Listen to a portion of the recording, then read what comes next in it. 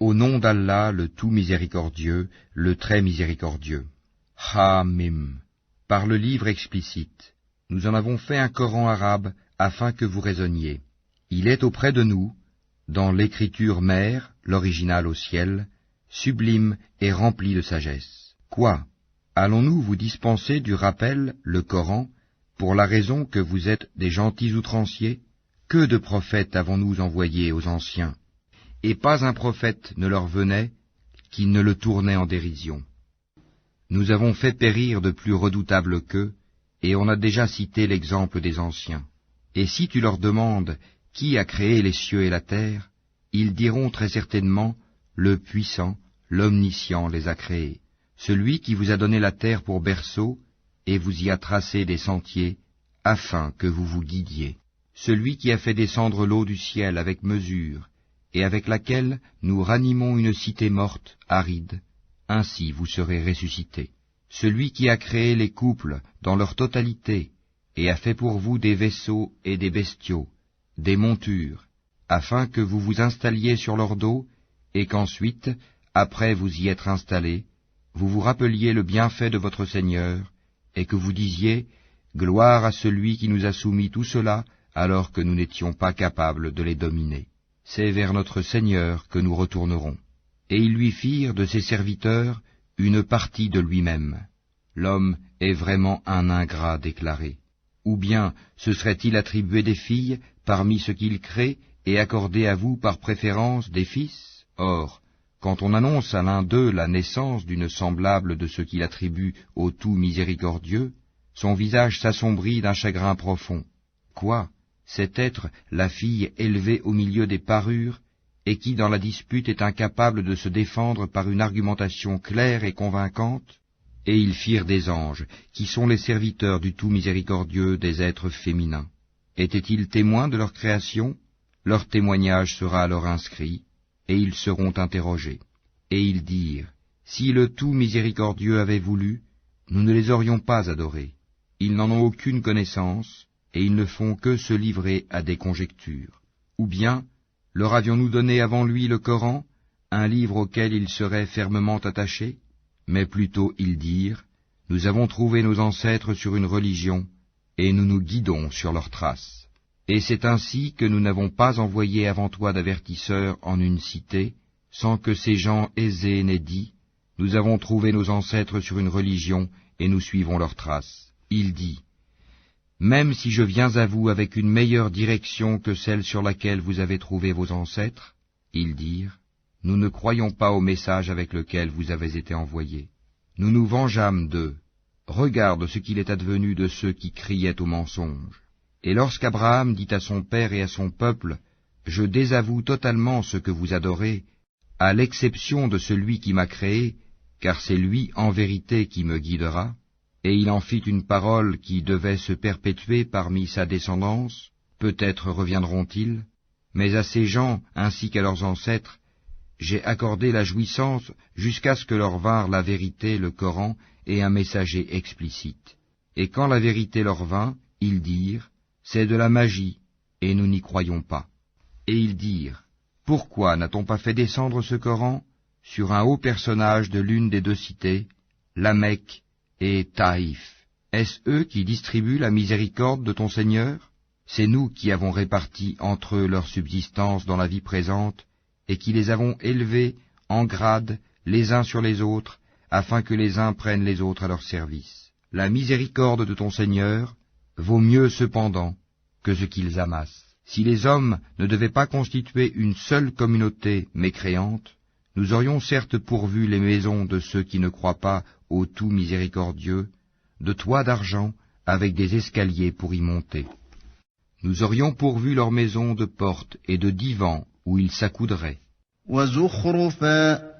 ainsi que des ornements, et tout cela ne serait que jouissance temporaire de la vie d'ici-bas, alors que l'au-delà, auprès de ton Seigneur, est pour les pieux. Et quiconque s'aveugle et s'écarte du rappel du tout miséricordieux, nous lui désignons un diable qui devient son compagnon inséparable. Les diables détournent certes les hommes du droit chemin, tandis que ceux-ci s'estiment être bien guidés. Lorsque cet homme vient à nous, il dira à son démon, « Hélas, que n'y a-t-il entre toi et moi la distance entre les deux Orients, l'Est et l'Ouest? Quel mauvais compagnon que tu es! Il ne vous profitera point ce jour-là, du moment que vous avez été injustes, que vous soyez associés dans le châtiment. Est-ce donc toi qui fais entendre les sourds, ou qui guides les aveugles, et ceux qui sont dans un égarement évident? Soit que nous t'enlevons, te ferons mourir, et alors nous nous vengerons d'eux, ou bien que nous te ferons voir ce que nous leur avons promis, le châtiment. Car nous avons sur eux un pouvoir certain. Tiens fermement à ce qui t'a été révélé, car tu es sur le droit chemin. C'est certainement un rappel, le Coran, pour toi et ton peuple. Et vous en serez interrogés. Et demande à ceux de nos messagers que nous avons envoyés avant toi, si nous avons institué, en dehors du tout miséricordieux, des divinités à adorer. Nous avons effectivement envoyé Moïse avec nos miracles à Pharaon et à ses notables. Il dit, « Je suis le messager du Seigneur de l'univers. » Puis, lorsqu'il vint à eux avec nos miracles, voilà qu'ils en rirent. Chaque miracle que nous leur montrions était plus probant que son précédent, et nous les saisîmes par le châtiment. Peut-être reviendront-ils vers nous. Et ils dirent, « Ô magicien, implore pour nous ton Seigneur au nom de l'engagement qu'il a pris envers toi. Nous suivrons le droit chemin. » Puis, quand nous eûmes écarté d'eux le châtiment, voilà qu'ils violèrent leurs engagements. Et Pharaon fit une proclamation à son peuple, et dit, « Ô mon peuple, le royaume de Misr, l'Égypte, ne m'appartient-il pas, ainsi que ces canaux qui coulent à mes pieds? N'observez-vous donc pas? Ne suis-je pas meilleur que ce misérable qui sait à peine s'exprimer? Pourquoi ne lui a-t-on pas lancé des bracelets d'or? Pourquoi les anges ne l'ont-ils pas accompagné? Ainsi chercha-t-il à étourdir son peuple, et ainsi lui obéirent-ils, car ils étaient des gens pervers. Puis, lorsqu'ils nous eurent irrités, nous nous vengeâmes d'eux et les noyâmes tous. Nous fîmes d'eux un antécédent et un exemple, une leçon, pour la postérité. Quand on cite l'exemple du fils de Marie, ton peuple s'en détourne, en disant, « Nos dieux sont-ils meilleurs ou bien lui ?»